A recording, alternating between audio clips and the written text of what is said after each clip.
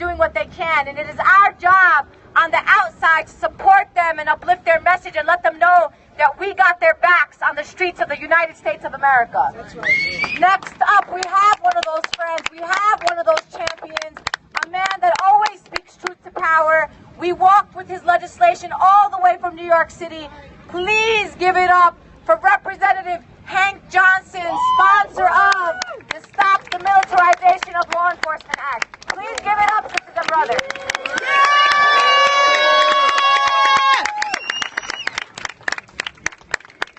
What up, everybody? It's good to be with everybody this morning. I want to thank the Justice League New York City for organizing this March to Justice. And most importantly, I want to thank all of you who marched in the rain and in the cold from New York to D.C. It's through these types of nonviolent actions that change can happen. We know that we need change, and we have a crisis in our country.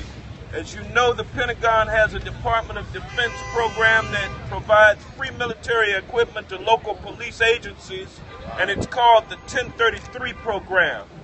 In addition to giving away military-grade weaponry from the battlefields of Iraq and Afghanistan, the 1033 program requires that the law enforcement agencies receiving this weaponry place it into use within 1 year of receiving it. In the hands of an agency where officers lack proper training as to when, how, where, and under what circumstances to use this weaponry, bad things can happen, and they have. The images of police officers in Ferguson using this military-grade equipment for crowd control over the summer were striking and disturbing. Those images served as proof of the need for federal legislation to revisit the 1033 program and justified introduction of H.R. 1232, the Stop Militarizing Law Enforcement Act. This bill would end free transfers of certain aggressive military equipment to local law enforcement in order to preserve the important distinction between our military and our police. The bill prevents transfers of equipment oftentimes inappropriate for local policing, such as high-caliber firearms, long-range acoustic devices, grenade launchers, weaponized drones, armored military vehicles, grenades or similar explosives, and even silencers. Can you imagine why a civilian law enforcement agency would need silencers? These images from Ferguson inform the entire country of an issue that you and I know all too well, and that is that our police are becoming militarized. That's why I introduced the Stop Militarizing Law Enforcement Act, and I thank you very much for your support for that bill. I'll tell you, though, more ominous than the massive infusion of military-grade weaponry, and there's been a transfer over the last couple of years of $500 million of this equipment to state and local law enforcement agencies, but even more ominous than that is the specter of our local police having or acquiring a military mindset. The military mind is trained to invade, kill, subjugate, control, and occupy. That's war, ladies and gentlemen. War is hell, they say, and it is. The civilian law enforcement mindset, however, should be to something totally different. Is to protect and to serve the people, the civilian population. We do not need for our civilian law enforcement officers to be transformed from civilian peace officers into military occupiers. And when you have a law that provides them with military equipment, and you have a requirement in the law that they use it, and then you have, let's face it, you have a lot of police officers who are involved with the National Guard or in the reserves, and they were actually deployed to Afghanistan and Iraq because we fought that war with a volunteer army, but we deployed reserves and National Guard members at an unprecedented level. to fight those wars. Do you understand what I'm saying? So just a lot of people from different professions serve in the reserve and serve in the National Guard. They were deployed. They went overseas to the battlefield. And then when they came back, they went back to work doing what they do. Now, so when that attitude gets transferred into the local law enforcement ethic or ethos, you know, there's problems. Post-traumatic stress. When you get caught up in a situation that reminds you of what took place back on the battlefield, and you're not properly debriefed or you're not even adequately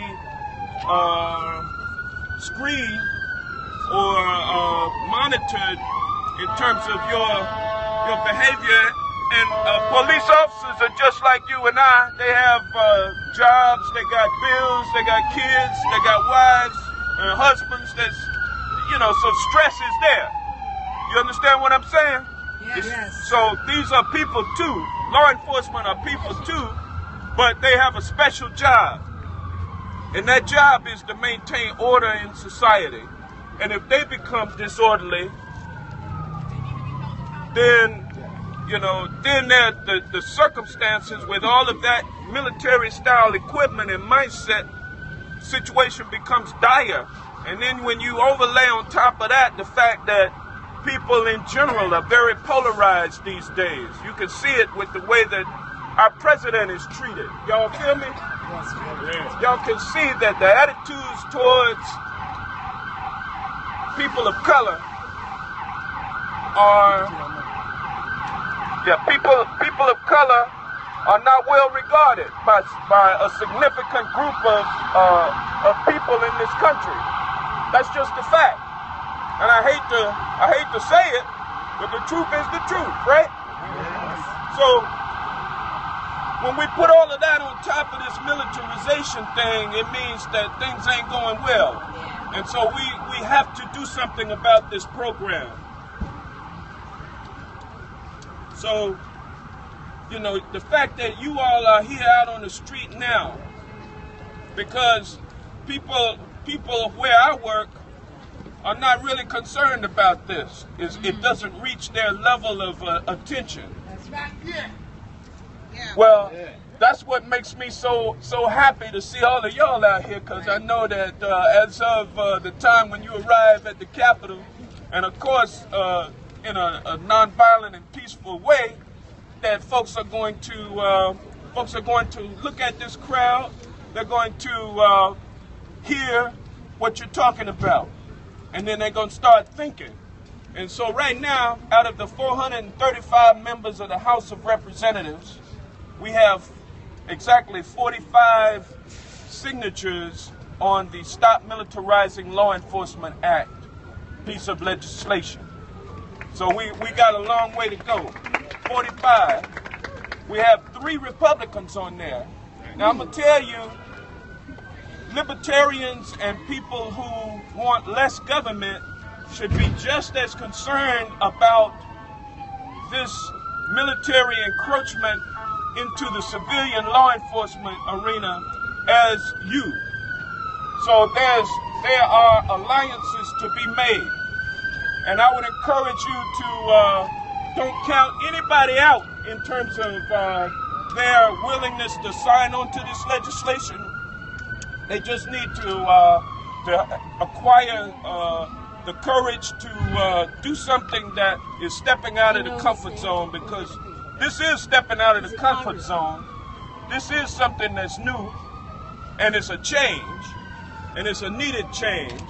And so when you all go out and talk to the people today, or tomorrow when you go out and visit Congress people and their staffs, ask them to make sure that their boss will make sure that they sign up on Stop Militarizing Law Enforcement, and ask them to push the leadership of the Republican Party to put this matter on the front burner.